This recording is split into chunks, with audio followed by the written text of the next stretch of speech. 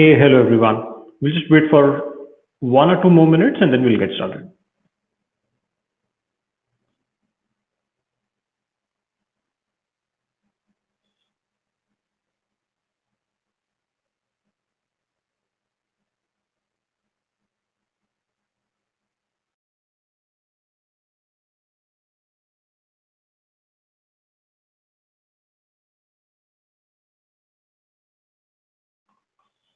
Okay, so a very warm welcome to everyone for joining.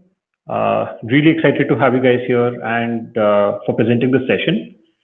Uh, so today we're going to talk about how do you get into your first product management role, and we have with us our speaker Seshadri.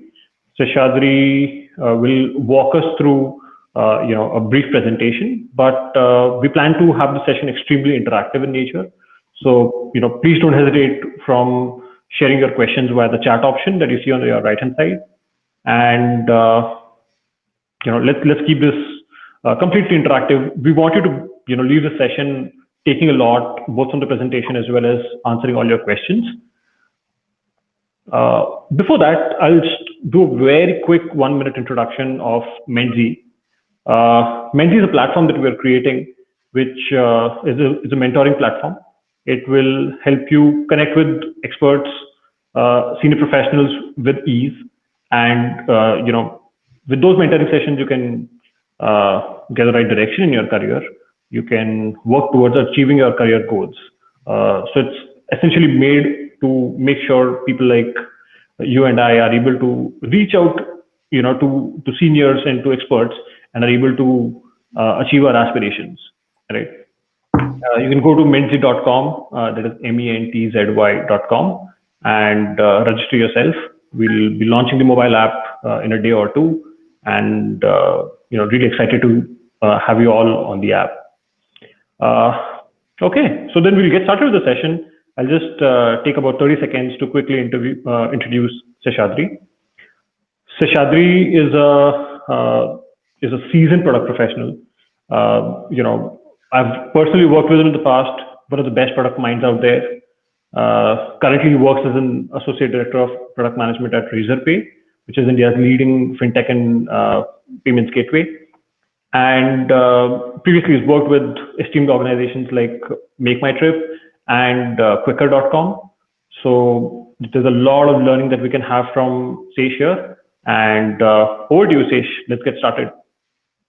Thanks, Gaurav. It's good to be here. Hello, everyone. I see a lot of new faces and new names, to be precise, and I also see a few familiar names.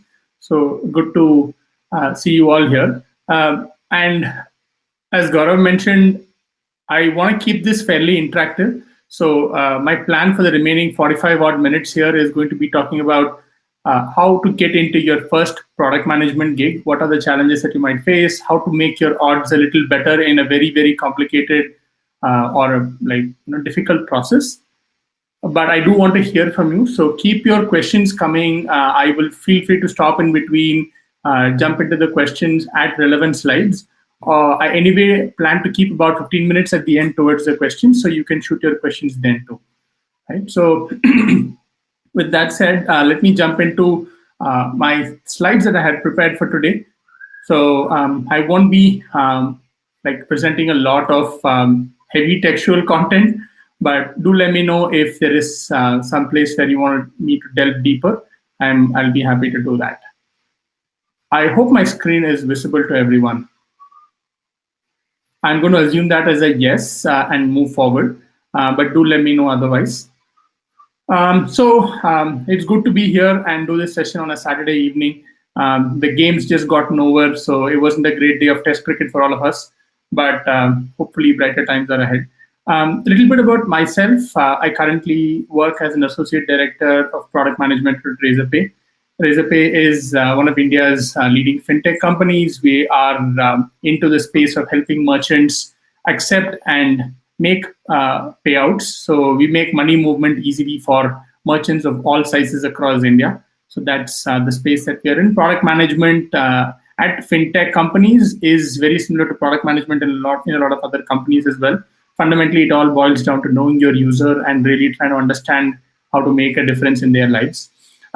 So the agenda for today is basically two parts, right? So I want to take some time first to talk about the obvious parts of an PM interview process, right? Which is really what you will go through if you're trying to break into product management. What are some of the things that you might be aware of? In the obvious areas, I'll try to spend a little bit of time just highlight some of the nuances that you might miss. I will then explore two new areas which basically help you to prepare or develop your product management muscle, as I call it. And I'll probably explain why I call it a muscle and why these are exercises. I hope these two exercises, add value when you come to your first PMing interview, and I'll probably close with some closing thoughts and leave some questions at the end. So let's jump into the first interview process. So the PM interview process is very similar to interview processes across other kinds of companies, right? You get there's obviously a resume that you prepare. You put it out there, apply it on portals, a bunch of places. You ask your friends for referrals, right? And there's a recruiter who goes through your profile, puts it to a hiring manager, and then an interview process happens, and a lot of things happen in this interview process. And then you get to an offer, and then you join the company. This is pretty obvious boilerplate stuff.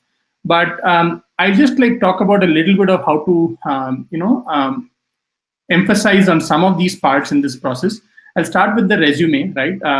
Personal feeling is that it is highly overrated, but unfortunately, it's a necessary evil, right? And when you're preparing your resume, we tend to spend hours just going over the finer aspects and just getting the right messaging across. But just keep in mind that somebody looking at your resume will have about 20 seconds exactly, and I'm not kidding. And we're at Razorpay currently, we are hiring for product managers, even for my team, for example.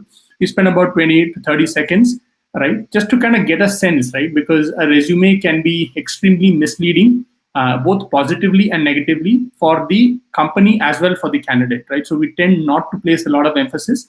So we just look for high level stuff, right? And so this means that you have to show the most important and I wouldn't even call it important, which is why I've removed it. It's actually relevant information for that job, right? So for example, if I'm hiring for, let's say, a UX heavy role, right? Then I really don't, I'm looking for a certain kind of keywords in your resume. So as long as I find that, not necessarily the hero project, it need not necessarily be the hero project that you have worked on, that is relevance over here, right? That's an example of relevance. At most beginner entry-level PM jobs, right? I think most PMs that I know use this heuristic. They just look for attitude, they look for raw skills, right? And I personally have a bias towards people who put out words like they just want looking for an opportunity to learn, express themselves, looking for a good opportunity. They have a desire to make an impact. And these may look cheesy on the surface of it, and if you overdo it, it probably will be cheesy. But these are good words to use to indicate your appetite and the keenness that you have to kind of get into the role. If you have a side project, that is just pure gold, right? Especially if you have a website, something that is in the consumer product domain where you can just download it and play around with it. That's just pure gold because that immediately gets you a foot in the door.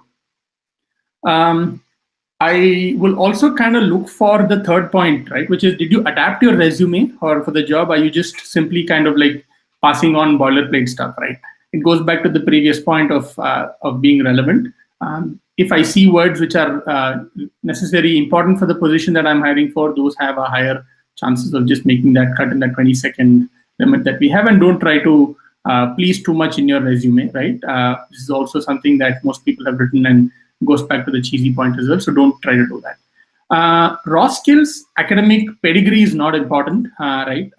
Just track record is probably a good indicator to have. You need not have done XYZ kind of, your career path need not be the standard tried and tested one. In India, we have this theory that product managers basically come from engineering backgrounds, they've done an MBA, and they've just landed up in product management. Personally, I can tell you that I took that career path. It took me about a year plus of product management experience to actually unlearn some of the wrong things that I kind of assumed in that career path. So, those things really don't matter, but your track record of how you moved, if it's kind of something that you want to talk about, they are definitely relevant. Just avoid basics, things like spelling mistakes and hygiene stuff. Do make sure that your sentence structures that you use are not too complicated. Just talk about your impact, try to quantify your impact in whatever projects that you worked on the sites. Put a money impact, a rupee value to any of the projects, or put a user impact as to how many people you've reached. Those are good things to have. Recruiter screening, right, is the second step. Again, not my favorite part of the process, but there is no escaping this as well, right? And I'll tell you a little bit about recruiters as well. One of the startups that I worked in, we ended up building a lot of products for recruiters. So I have like first-hand experience in seeing how recruiters approach resumes, right? They are really short on time, right? They work with a lot of huge number of profiles, right? And they aren't really the most talented when it comes to connecting the obvious, right? Because they just haven't had the exposure that some of us as PMs have had. So they learn to develop certain rules and heuristics. They say, okay, IIT, IIM, okay, XYZ company, then you're in, right? Unfortunately, this trend exists, right? But there are ways to beat that, right? So recruiters are also changing their behavior, right? I think it doesn't really matter to them if the rules are bad, and I personally feel sometimes the rules are dumb, right? But it's just the way the game is played. So I would say that you start using the game and just try to clear the filters as per whatever criteria exists, right? You get a sense when you talk to somebody that they're looking for a certain kind of professional, so you listen to them very closely. Just sound professional, be clear in your communication when you talk to them, tell them your expectations clearly, right? And just tune your pitch accordingly, right? Just highlight your marquee projects according to what's the need of the job. Need not be necessarily the best thing that you have done. Just let them kind of like keep get their interest peaked is what I would say. The best way, if you have something, attract them to you, right? Which is if you have a website, if you have a blog, where you record, you register your thoughts. So when I go back to my first few days of trying to get into product management, I actually created a blog and I wrote about all sorts of topics, put it on my resume, right? All of these things in hindsight may have added up. I have no way to correlate whether these things actually worked or not for me. But I believe that every time I hear somebody who says, oh, we saw that, we wrote about something very similar to what we're dealing with. So we thought you might have a different perspective on some of the problems. I have had those kinds of conversations as well. So they really do help. So given that this is all obvious stuff, I'll just show you a little bit of what happens behind the scenes, right? So this is like a real life example. I have removed the details of some of the personal information over here. This is exactly what happens. Every time your resume passes through to a recruiter and then it lands up into the hiring manager's inbox, right? This is actually a screenshot of my inbox taken this morning, right? We have like a candidate, just like, unfortunately, your profile and all of the beautiful work that you have done is reduced into this table, right? Right, and this is just like, structure has to, sometimes ends up force fitting or like, constraining form, right? This is one example of that, but this is a reality. This is a lived reality. I don't know of a better way that any PMs across the industry do this, but this is exactly what we have. And the attachment is what we go through the moment we click on this PDF, and we take a call immediately whether this is a go or no go, right? If you read the further threads of this conversation, there are cases of just people saying, oh, can we check for this person has mentioned a lot of product launch experience, so they might actually be relevant for some other role. Can we take this forward for somewhere else? Is how the conversation tends to move forward. So really that 20-second window that you have really plays up, and this is a practical example of that. I'll just jump into PM interviews, and I'll probably touch upon these points over here. I'll talk separately in my second part. Every PM interview, irrespective of how the organization calls it or how matured it is, how clear-cut the process is, really tries to find out 5 things, right? It talks about it, folks really want to know if you can design, if you can come up with like a good solution when presented with a problem, right? And I'll give you an example of each of these. The first 2 of this is covered downstream, and we can probably, depending on the interest, talk about the other areas as well. I'll just do a quick sanity for those folks who are just not familiar with these terms. The first one refers to your ability to come up with a solution when given like an abstract problem, right? Think of questions like, oh, design an alarm clock for the blind, right? Is an interesting question, because how would you go about doing it, right? That's just one example. Problem solving is something like, okay, company XYZ's metric. So let's say since I'm working at Razorpay, I'll just say that the number of payments made yesterday have just gone down, right? Somehow, some reason that number is down. There was no indication for this might happen. Find out why is a good example. Numerical skills talks about your ability to be comfortable with numbers. There's a little bit of debate in the PM community on whether these things really do matter or not. But in the absence of a better way to kind of assess PM skills, guesstimate questions are the classic way to kind of measure this. And I'll give you an example of a guesstimate question, which is, let's say, how many petrol bunks exist in the city of Bangalore, right? Is one guesstimate question. There are no, again, right or wrong answers here. What people are more interested is in knowing your approach, and we'll talk about that separately. Product management has a lot to do with engineering and design, right? Working closely with both of them. And engineering especially is a very hard skill, right? There are very clear-cut rules of how complex systems are built, right? So as a PM, you will be expected to work closely with engineers. So engineers kind of want to test whether you will be able to understand their challenges, right? When they come back and say, oh, well, it looks like the cache is going to burst if we continue in this direction, right? Do you understand what that word cache really means, right? You don't need to be able to code, you don't need to understand, but you need to understand what the concept of a cache, for example, is. So just basic tech understanding there. And finally, situational leadership, because at the end of the day, product management is a leadership role, but it's a leadership by influence kind of a role, which means that you will be expected to solve situations even though you have no authority over the people that you will be working with, right? Typically, no engineer or designer reports into a product manager, right? Right. So you will still have to work with them, guide them in a certain direction. So you'll have to really work on your influencing skills. So people want to check if you have that ability. Right. Among all of these, for folks who are starting off for like entry-level PM jobs, the first PM roles, I would say the first one is probably the most important thing. And we'll talk about an exercise that I have planned downstream to help you with this.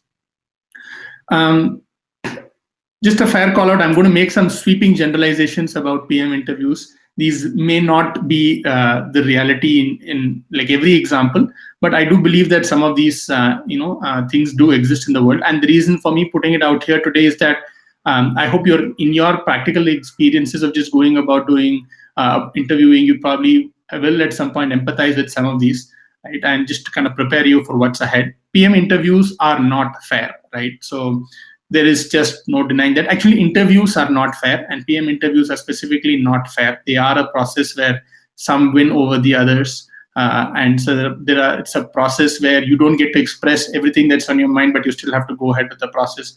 And I'll give you a good example of it as well. I was interviewing last year, right, for one of the global like tech giants, right? It was a time when it was for a candidate. My interview was based out of the US, and he was living in a city where there was a lot of protesting going on. So I was looking up, I was really prepared for this interview. I'd done about a month of preparation. This person just muted himself across the entire conversation. He did not speak a single word. A 45-minute call ended in 30 minutes, just purely because the person had protests just going around outside their window. They were shouting, rioting almost going on outside their window. So, it was just a bad day, period. But needless to say, that didn't go forward. It's not fair. But over time, like I said at the top, over time, if you keep doing these basics right, your odds of success will definitely increase. The other thing that you should know is that when in doubt, most companies don't hire, right? Which means that if they are feeling like neutral about a candidate, there's a good chance that they might just pass on you and then probably just go to the next candidate. Because again, product manager tends to shape a lot of things about culture of a certain company. And if they feel like they don't have enough data points to kind of assess you in that 45-minute to 1 hour interaction that you get with a person, they will probably move on to somebody else in the hope of finding someone else. But this is something that's one of the it's another reason why you should actually be very well prepared to kind of say the right things, to condense all of the thoughts in your head in a very short manner so that you kind of land the points exactly in the limited time that you have. The third one is most companies want to see a spike, right? Which is another way of putting that is it doesn't matter if you're good in all rounds, but they want you to be excellent in at least one of the 5 rounds that we discussed earlier, right? And a typical interviewing rubric or a format is people have a single thumbs up, I have a double thumbs up, a single thumbs up, a single thumbs down, and a double thumbs down, right? And this format might vary. After every round, a candidate, after every round of an interview, the interviewer is supposed to kind of give you one of these ratings, right? The exact structure, like I said, might vary, but mostly people tend to follow something like this. If you get all thumbs ups, it still might not be enough, although some cases that will be enough, but you will at least need like 2 thumbs up in at least one round, right? That's my point. Finally, referrals work the best, right? So if you know somebody, if you have a desired target company in mind, just see if you can get somebody whom you know, your first degree, second degree connections work really well. And it works really well for you as a candidate and the company as well, right? So the company now is getting somebody who's doing well, most likelihood, and who's recommending you. So they tend to treat your resume a little higher among the stack, and vice versa. The other side is that you get to hear from your friend or your second degree connection about what exactly are they looking for in this process. What are some of the right things to say? Right. This is kind of like you're not short circuiting the process, but you're just increasing your odds by presenting a fair case about yourself. So here is kind of what happens again behind the scenes, right? If you look at it, every round, right, has something like this. So like I said, this is the thumbs up that I was referring to, the rubric. This is, and there is like a summary that an interviewer is supposed to submit, right? So you will most often see interviewers taking notes. If they don't take notes, that's a red flag, and we'll come to that separately. They talk about some of the reasons why they think that you're good to go at a particular level according to their levels and their training. And they talk about all of what kind of skill set are you measuring in this round? What have you talked about? So imagine this candidate in all likelihood has spoken for about 45 minutes. Everything that you've said in 45 minutes is essentially condensed into these 10 points that the interviewer has recorded across the course of the conversation. So it's all the more important, all the more reason why you should have a very good structure on what you're speaking, so that you're actually helping the interviewer actually give the right kind of feedback about you in this process. I just added this view here, hoping that it would kind of like help you visualize what goes on behind the scenes, so you are able to prepare better and appear better whenever you give your next shot. Right. This is one more screenshot. Where actually most interviewers, most panelists are supposed to write what are the assumptions that you made, right, explicitly or implicitly, right? You should actually state out that I'm assuming that this is a behavior that exists in the world, so my solution should probably be accordingly in this direction, right? We actually write about stuff like user empathy. Are you able to understand? In this question, right, it's about designing an oven for people who cannot walk or stand, right? Like, do you even consider stuff like height of the oven? The question might seem very trivial, but it's a good indicator of whether you're able to empathize with what a user might need when, say, you're building a product for like a merchant to collect money, for example. It's a good indicator, not exactly relevant, but still it tells you the kind of thought processes that you have which are more important. Yeah, and finally, before I wrap up this section, I'll just talk a little bit about this. I've seen a lot of the people that I speak to make these mistakes, which is it's a very long process to go from desire to offer. So most PMs tend to accept the first offer that comes their way, right? And here I would kind of call out, please don't do that, right? Not all PM jobs are equal, right? If I were in that position, knowing all that I know today, I'd probably go back and in order of priority, I would assess a job opportunity on these dimensions, right? Learning potential, for example, is very, very high, which immediately ties to the next point, which is how much of mentorship can you get from your manager? What's the quality of the people whom you're working with? Do they know? Are they experienced product managers? Can you have positive rub-offs in the conversations and the hallway chats that you have with them? What's the designation that they offer you? What's the compensation, right? All of these are important, but relatively lower, especially when it comes to first PM jobs. And finally, it's okay to ask about these things in your hiring, to your hiring manager or to the HR you're in touch with. Most companies value it, and if they don't value it, I'll probably talk about that in my next slide. But it's a very good sign that you're able to again, goes back to attitude, that you demonstrate the right learning potential, for example, is a very good hire. So even if I am somebody who's on the edge, right, I'm neutral about how you presented your solutions, how you talked about it. Just the right questions that you ask might actually tip the scale in your favor and force me to give like that thumbs up, which helps your case. There are some traps to avoid. There are oftentimes very good reasons to reject an offer, right? I'll take a step back over here and talk about product management in India. Right? It's a fairly new discipline. A lot of companies who are hiring are startups where they don't have a good track record or like a good training process to tell the candidates or the panelists how to appear for an interview and how to prepare and how to go about it. At Razorpay, for example, we have like feedback given to interviewers on how they conducted, how they did the interview, but not all startups or not all companies, even some large companies, don't have these kinds of feedback mechanisms. If I've listed a few reasons over here, obviously there are exceptions to every rule, so don't go blindly by this, please. But these are my thumb rules. Exceptions are okay, but again, if this happens continuously across all of the 4 or 5 rounds that you go through, then it's definitely, in my mind, a valid reason to reject an offer. So and so stuff like the interviewers expect you to call them sir or ma'am, right? That unfortunately exists. I've also noticed that a lot of B school students, especially in the campus interviews I go to, tend to do this. I try to call out saying, don't do that. It's okay. You can call me by my name and I can call you by your name. That's just my personal bias also at play over here. But please, even if you're interviewing, I would say don't do that. Even if the company doesn't explicitly say this, it's okay. You're probably better off not. Again, this is my 2 cents. Probably better off not working for such a place. Right. The second point I've listed here is a fairly controversial one. This is my personal view again. It's okay to join a company and exit if it doesn't work out in a few months. Right.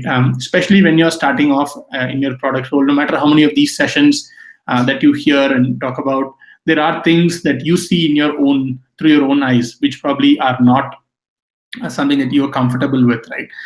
There are things that probably are not listed here which are important. If you feel that the place has a toxic environment, you're not able to learn, and the unfortunate reality of the world is that there are such places, there are such companies who are doing exceptionally well on the business front, right? So you might hear all of the optics, you might hear like this company doing media advertisement, branding, etc., but still might be a toxic environment. So it's okay if you do land up in one of these places, but do take a call immediately. But don't do this very often, because the moment you start doing that very often, your track record gets spoiled, both on your resume and in terms of just word of mouth spreading, right? So don't give room for that. Finally, avoid the secretary problem, which is you might want to kind of look this up. And I'm not sure if Gaurav, will this link be shared with other people? Will this PDF be shared?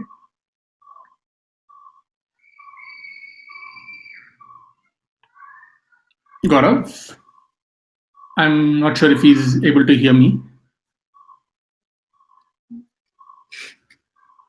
Yeah, so I'll probably share this link separately with you. The secretary problem is kind of like, how do you ensure how many interviews are enough to hire somebody, right? And flipped in other words, how do you ensure that like which company, despite all of the good track record that you have and the offers that you have, is the right one to take? Right, so you can look it up separately. Just avoid that. I'll kind of pause here, Gaurav. If you're back, any questions do we have? My screen is on full share, so I'm not able to hear. Hey, sure. And sorry about the disconnect. My laptop crashed suddenly. We have quite a lot of questions. So let me just take them in serial order. Question number 1. Yeah. So do certifications matter? Yeah. So certifications do matter to the extent that they probably help you get the foot in the door, right? So I would say don't waste your time on certifications. Probably if you get the value out of that certification, then it's worth something, right? So I would say if you can avoid it, but again, if you get the value out of the coursework that you're doing over there, then it's worth it. Got it. Next question is from Prateek. He's asking us about how do you align your resume for a PM role if you're new to the PM, or rather you're transitioning into a PM role, right? So if you don't have PM experience, so let's say you are, in case of Prateek, he's a management consultant. How would you, sort of tune your resume to fit into the product role? Yeah, the best indicator for something like this, right? And since Pratik is a management consultant, I'll probably talk about his case specifically, right? Most management consultants, especially, tend to approach a problem from a very business-first lens, right? So one of the first things that I'm seeing, if the resume says the current title is a management consultant, I'm probably seeing, okay, you're going to be talking about an industry view, you're going to be talking about macro trends that happen, and then put your projects in that context, right? That to me is a red flag for a PM position. Instead, if you kind of say, take the same project, but rather just word it saying, I solved a certain problem for a user of this particular kind, which resulted in something else happening for that user, right? If I see that kind of an articulation in the resume, then I get the sense that you are probably thinking about your work from a user point of view, thereby making you relevant for the user, for the PM position. Got it.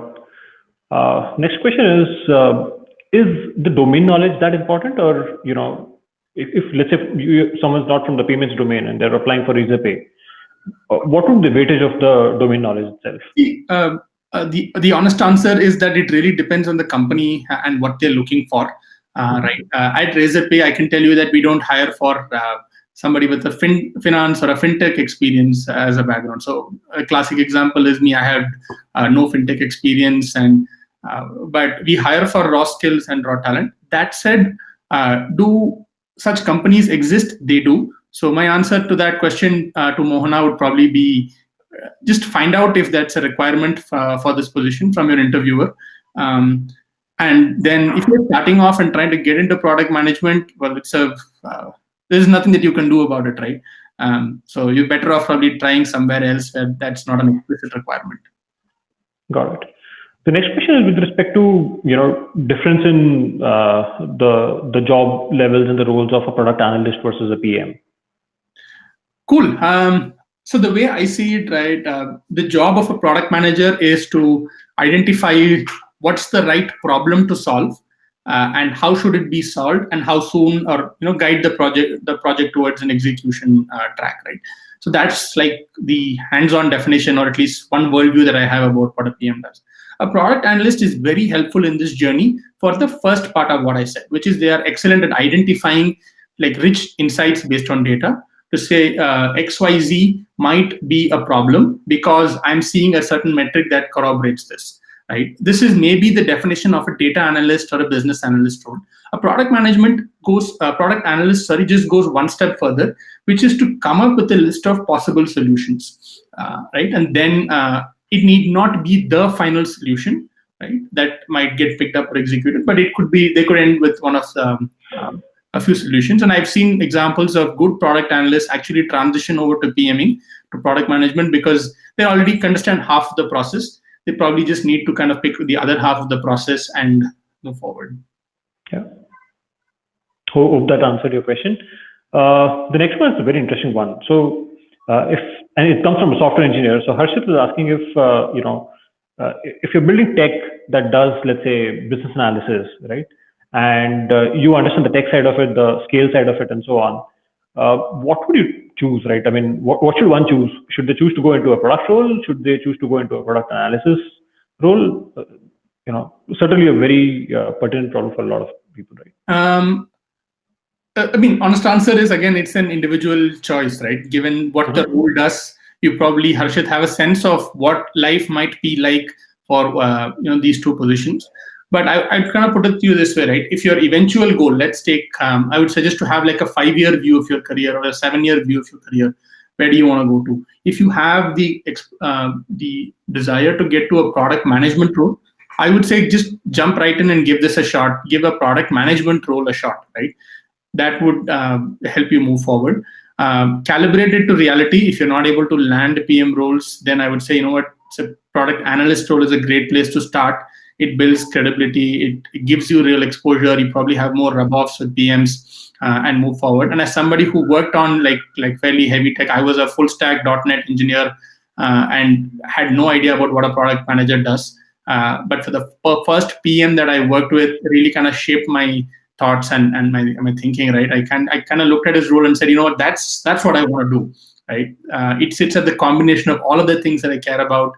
design, technology, business, and really you are the voice of the user. So that had a fascination. So I jumped in that particular track. So to each his own. Happy to connect with Harshit if needed separately to talk to understand what his personal challenges or experiences have been and then take it forward. Got it. Okay, moving to the next one.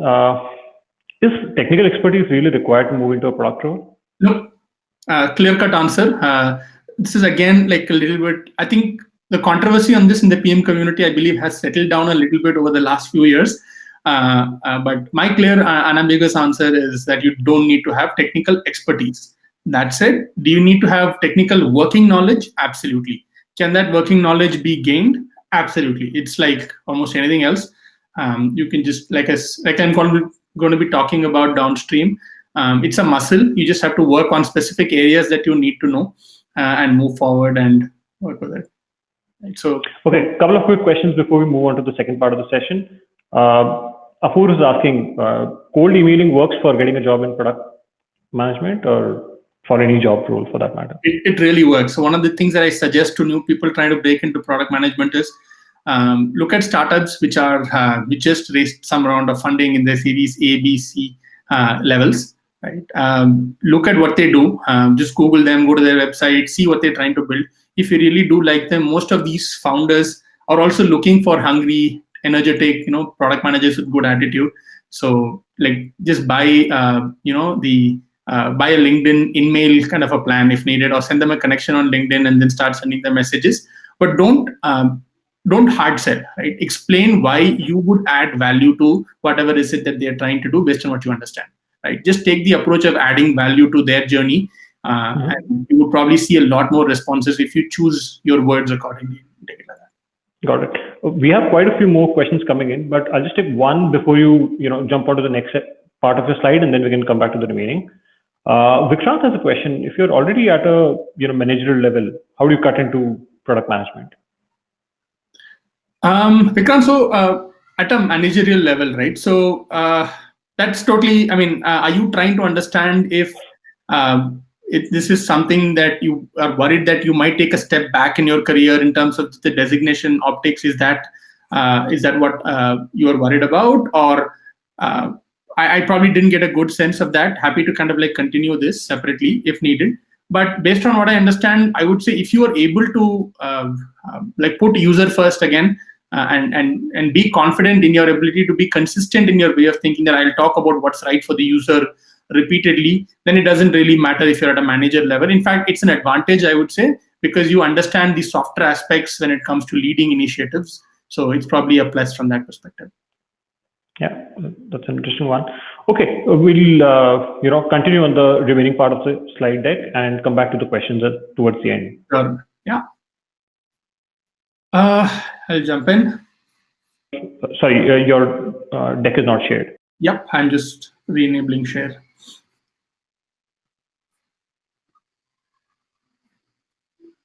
Yeah, I hope it is visible now. Please do let me know otherwise. Often I have seen a false equivalence over here, right? When it comes to product management, people tend to assume that it's an IQ contest, right? Which is PMs are often like the smartest people in a room. They generally are well read as a cohort because they're curious by nature, right? They have an opinion, they're able to articulate it really well, etc. This leads like an observer on the other side to think that, oh, I thought about getting into product management, but this looks to be like somebody who's like super smart, like academic great pedigree. You need to be like a genius to do this, or you need to be like a tech guru to do this, right? This, I think, is a myth that like needs to be busted, right? The analogy that I use for product management is it's more like bodybuilding, right? Anyone can, literally anyone can do it, right? But it takes a dedicated amount of time and effort to get better at it, right? And you need to work on specific muscles at a specific schedule to kind of get better.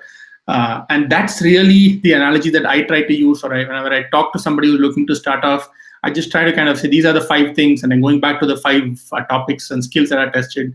Those are the things that are really important. Keep working on those kinds of skill sets over time, and you'll probably see that your odds of success actually drastically improve over time, right?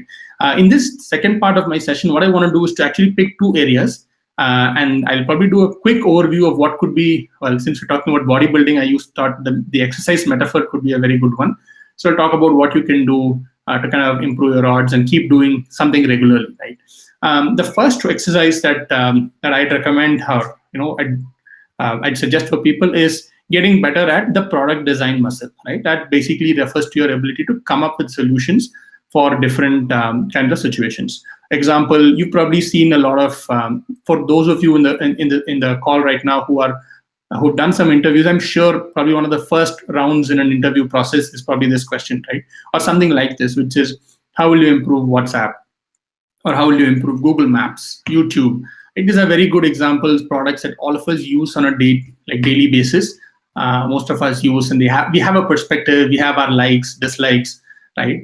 So the interviewer wants to give you something that you are familiar with and see how you think about it, right? While like the instinct, when I first started interviewing, right, I still remember like very, very clearly, one of the first interviews that I did as a PM role, I got a question very similar on these lines, and I just jumped into the solution, right? I said, oh, this is a particular feature was missing. Well, that needs to be built. It'll actually be great if they do that, right? This is the exact textbook definition of what's wrong, right? What you need to do in some of these questions is really talk about these 6 points, right? Which is basically what metric, when you say improve, right? That's a very subjective word. Improve, in my mind, might mean, great, better user experience, more like beautiful, aesthetically pleasing user interface, right? In the minds of the interviewer, it could mean a very specific metric going up or down, right? So talk about the what, talk about the who, right? In this case, WhatsApp has 2 people. There's a sender and a receiver. Whose experience are you trying to make better, right? And why would you try to do that, right? So if I say, oh, WhatsApp should have a mic icon which reads out messages, right? That's probably a good idea. I don't know. But if you tell me that the choice of user is actually the receiver and not the sender, and then you give me this idea, right, where it reads out messages where I'm busy, I'm running, I'm working out, I can just understand what I'm trying to communicate. It helps my communication better. That might be a solution it makes me more open to that solution, right? Then talk about that particular user's pain points, right? In this case, let's say I'm the receiver of a message on WhatsApp. Why can't I just read it, right? Then you have to talk about, most people in India probably don't communicate, very well in languages outside their mother tongue. Right? So then reading it out or having a translate feature would be very good, because that's a pain point for like Indian WhatsApp users, right? And I'll probably try to assess for this segment, what are you doing, right? The ideas that I mentioned, I just mentioned a couple right now, right? The voice translation feature, the language translation feature, all of these are ideas, and you can come up with like typically 2 or 3 of them. Just pick a priority, saying which one would you do, and tell me what could be challenges in doing it. Now, if you do this in about 20 minutes, right, and it's a real challenge, trust me, to do these 6 questions, get consensus with your interviewer in about 20, 25 minutes, you will find that you will rock a PM interview, right? And I can tell you that single-handedly, this is probably the biggest skill. That if there's one thing that you can probably take away from the session at the end of the day, it will probably just be focus on this in your next interview. It'll probably save you a ton of time and effort, and it'll improve your odds of success. In some of these questions, you might probably be thinking, oh, that translate feature I mentioned for the previous question, or the voice translation are like crazy ideas. WhatsApp has end-to-end encryption. They're not going to let you read messages, right? You know what? The truth is, it doesn't matter, right, as much, right? What I'm interested in as an interviewer when I hear these kinds of answers is, yeah, there are boundaries. I'll give you the credit if you mention this is a solution and highlight this as a challenge, right?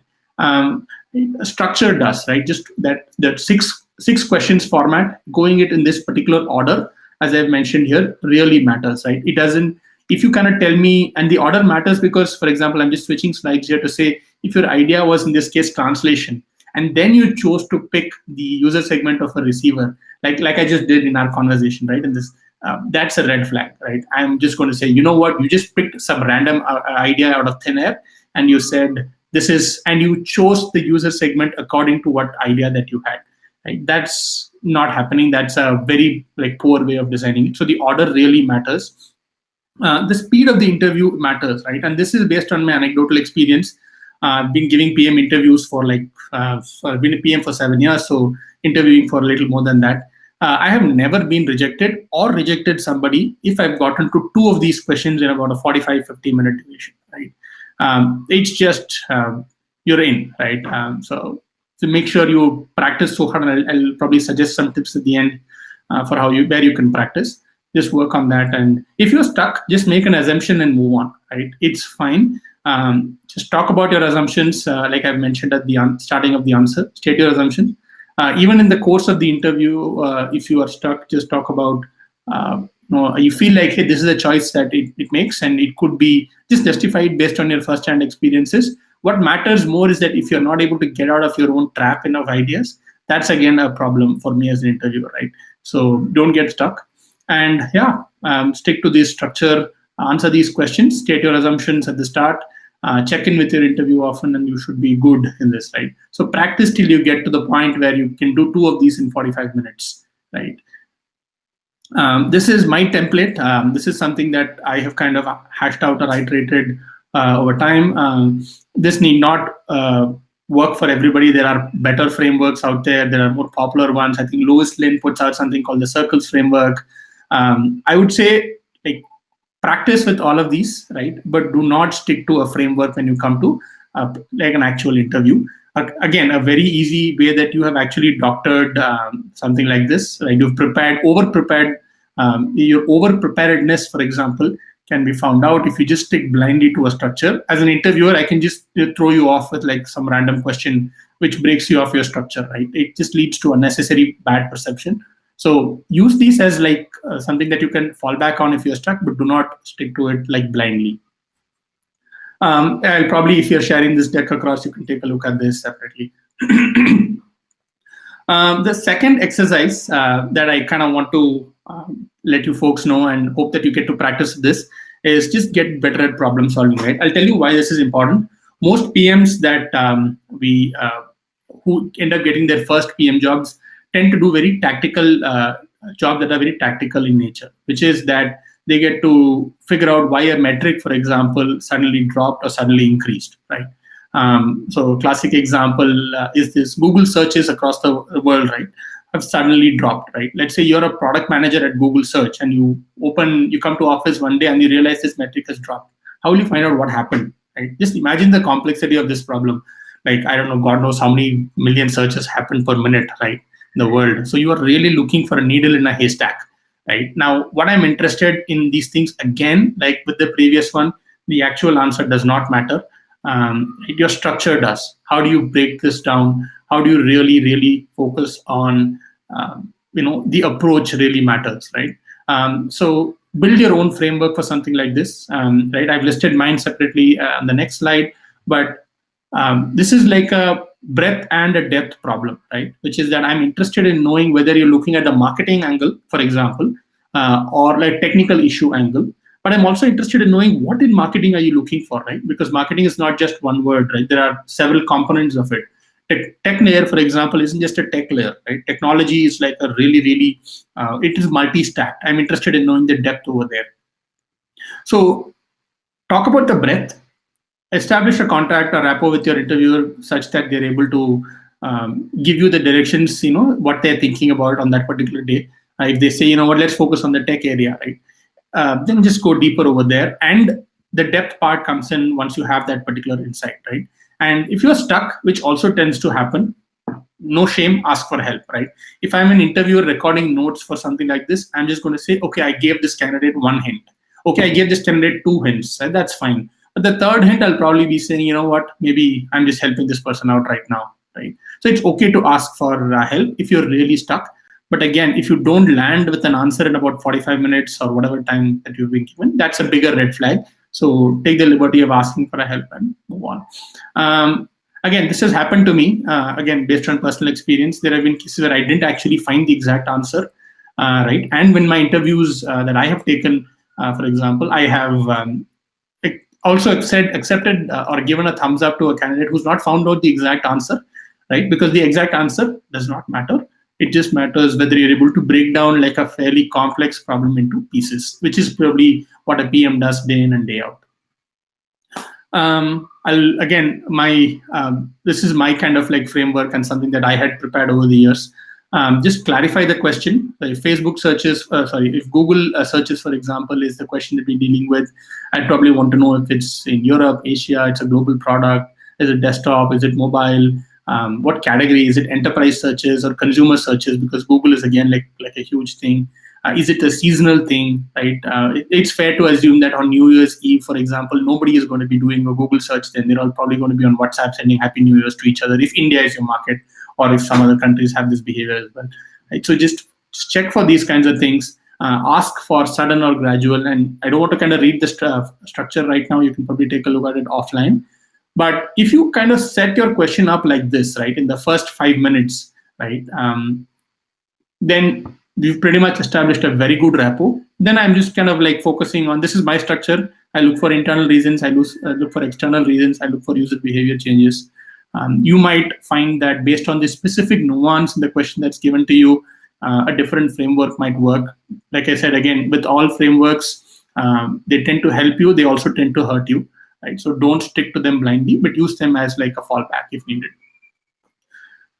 So I'll kind of like stop over here for the two exercises that I thought I'd kind of like let you know. I'm sure this is a question on your mind, and I'm not sure if somebody's already asked us in the chat.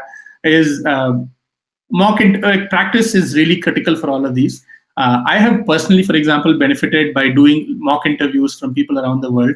I'm not sure if I got Louis Lynn's spelling right over here. I might have missed or added the extra N.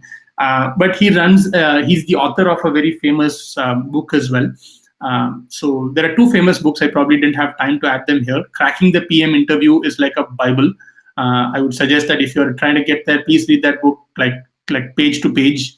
If you are comfortable with almost everything given in that book, again, and probably just follow the couple of rubrics that I mentioned, which are also covered in that book, by the way, there is a good chance that you will start clearing interviews left, right, and center beyond that. Get practice with people from around the world. And the reason why I emphasize around the world here is oftentimes a lot of like people, for example, that like we have Indians, for example, have a very peculiar way of connecting, right? So, for example, I just used the word right. So it's a very Indian thing, right? Maybe a few people in other parts of the world also use it, but it will kind of open your minds and open your horizons if you talk to people of different kinds, understand their nuances, how they stress on certain words. All of them go into you building your capability to just have like a brainstorming session with different kinds of people. That's like almost like if you do that, then if you just come back to just talking to like Indians, assuming that you're interviewing in India, it just becomes all the more easier for you. Productmanagementexercises.com. This is another one. I've also found a lot of value. There's a community over here where you can post questions. People post questions. You can write answers in that 6-part, like what, why, who, when, why not, etc. format, right? You can actually write answers. People actually review your answers. It's like an editor that you have where you can type out your answers. You get pretty good feedback over there. I've also had a lot of value in this website called tryexponent.com. The founder is an ex-Google PM. Is a pretty interesting guy called Stephen who does this. He runs this paid website, so it's pretty helpful. With paid, they also run a community where they can do practice chats. With paid, right, you're getting people with high intent. It's fairly costly. It's about $100 for a year or something like that, or $70 or give or take. So it's expensive, but I would say, if you have the chance, if your current organization is probably willing to foot the bill, right, maybe why not just give it a shot, right? With that, I'll probably wrap up and leave like the final few minutes for questions. My closing thoughts are these, right? We talked about 2 tracks. First is on PM interviews, be aware of the process. And my suggestion to most folks, including people who work on my team, is always be interviewing. There is really no harm in interviewing. Oftentimes, I found like a very weird correlation, which is that the more I interview, the better I get at my job, because I'm just able to articulate my thoughts a lot more better than I would have otherwise. So no harm, interview, but be very selective when you kind of like make job switches. And that's probably a topic for a very different discussion. We'll probably with the stars aligned, we'll talk about that. Start preparing well in advance. Like I said, right, because you need this kind of way of thinking and this muscle. You don't get to do bodybuilding in 1 month and participate in like a competition, right? It's a long period. You need to work on that a little bit. But stop preparing a few days in advance. That would be my suggestion, because what matters really is the 4th part, right? On the day of the interview, I have seen people who are really smart, even experienced PMs fumble, right? Because they just probably stressed out, overthought about something. It has happened to me too. Chill out, just have fun, just improvise on the spot, be creative. There's a very good definition of product managers in the book by How Google Works. It's written by Eric Schmidt, where he talks about Eric Schmidt was the former CEO of Google. He talks about product managers as smart creatives, right? The smart side is your intellect side, your ability to understand things, numerical skills, etc. The creative side is your left brain, if I'm not getting it wrong. It measures your creativity, your ability to be think on your feet, and just be open to that kind of thing and connect with your interviewer. On the PM muscle, practice the sources that I mentioned. Do read a lot. If you get to share that, I have mentioned a few of my reading sources towards the end, which you can probably take a look. There are, and one suggestion is, if you find good content on PR that is paid, go ahead, do not penny pinch there. You get a lot of value out of paid content. People running closed group communities add a lot of value. And yeah, good luck. Thank you so much, Seshadri. This was very helpful and very engaging, and I'm pretty sure everyone else, listening to this would agree. Just going over the last set of questions that we have, in here, we'll spend about 5 minutes to take as many questions as we can, and then, quickly wrap up thereafter. There's a question from Pawan. He says, you do a lot of customer-first work, being a category manager at an e-com company, right? How do you frame that in your PM CV? If you are looking, I'm assuming the question is in the context of whether when you're switching from a category manager work to a product manager work, right? Is that the right option? Okay, so I think, again, right, you probably have the first half of the whole PMing job kind of like ironed out, right? By virtue of being a category manager, you would probably talking about users, their particular pain points, what do they need, what do they expect. So do highlight those areas of work that you have done in your project. As an interviewer, I would totally not expect you to come up with solutions in the projects that you have done, right? But if it is for something that you are in a conversation, for example, I will specifically assess whether you are able to come up with a solution and prioritize, right? One of the other aspects of a PM that we have not talked about here is your ability to prioritize very well. So I'll assess such a person based on their ability to come up with insights, come up with solutions based on those insights, and actually pick one, right? Because that's, in reality, that's probably what you have to do. So if you have any of these latter two parts that I mentioned, right, the solution and the prioritization that you have done or played a part in, I would say do feel free to mention those in your resumes or in your conversation with the hiring manager. When typically the opening question is always, tell me about yourself, right? Like, do mention that, saying, while my official scope probably dictated me to do just this or focus on this, I did kind of extend that and venture into that territory, right? That becomes a very good starting point, and it gets the kind of right response saying that, okay, you understand what you're trying to do over here. And that's how I would do it. Yeah. Cool. There's another question from Debayan, but I believe it was already answered. How to move from product analyst to product management. So we already took that. Moving on, Prateek wants to ask, how do you sort of, go and run your side projects on? I mean, are there any platforms that cater to it, or how do you go about creating side projects essentially? Well, actually, it's a very, very difficult thing to do, and I'm sure Gaurav will agree with this. That's actually a good side project, right? Let's think meta over here. How do you help people do side projects is probably a good place to start. A lot of it depends on your ability to multitask with your current role, and it is a little bit of a stretch over here. I would say pick and choose areas that you can actually execute within the constraints that you have, right? So if your job lets you, for example, get like an hour a day max, right, for stuff like outside of your work, then just focus on saying, 5 out of 5 days a week or 7 days a week, I'm going to get like 3 hours during weekdays and about 2 hours each on Saturday and Sunday. So I have 7 hours in the entire week. What can you do in that 1 hour, right? You start with that, because that becomes your forcing factor when you come up with ideas. If you have a very tech heavy or a very insight rich kind of an experience, idea, that probably won't work for a side gig. So pick one or two, test feedback, they do surveys, do understand from your community, from your network, whether that's a problem or not. And Pratik, like happy to connect with you separately if there are specific questions on in terms of ideas and whether they might work or not. The prioritization would be slightly different, but sure, happy to help separately. Okay.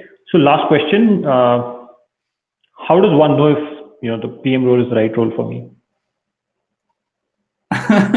Well, this is like what's the meaning of life kind of question, right? So I'll tell you this, right? So if you are consistently able to think like, yeah, why is something broken? If you feel the sense of urgency that, man, I see something, I use YouTube, it just doesn't work for me, right? Look at like Clubhouse, if you folks are following that trend, right? If you, it's really picked up in the US, it's available only on iOS. Not sure if it's too deep in India yet.